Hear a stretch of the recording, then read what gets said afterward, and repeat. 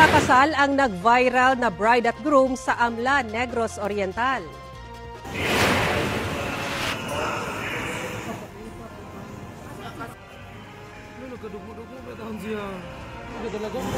Naging usap-usapan ang kasal sa St. Andrew Parish dahil nagsimula agad ang misa kahit naglalakad pa sa aisle ang bride. Kwento ng bride na si Janine Suelto Sagario na late sila sa kasal noong June 8. Inabisuhan kasi sila ng kanilang ninang na naurong ang kanilang schedule sa alas 9:30 mula alas 8. Napagalitan tuloy sila ng staff ng simbahan nang dumating sila bago mag alas 9. Nagmamadaling itinuloy ng pari ang kasal pero nakatanggap ng sermon ang bride at groom. Humingi ng paumanhin ang kura paroko. Inamin ng parish priest na nadala lang din daw ang pari sa emosyon. Anila walang abiso mula sa parish office na may pagbabago sa schedule ng kasal.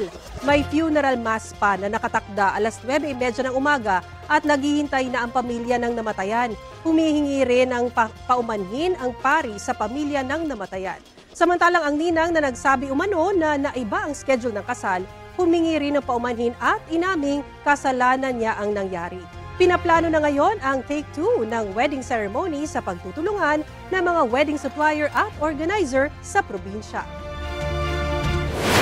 Kapuso, para sa mga maiinit na balita, mag-subscribe sa GMA Integrated News sa YouTube.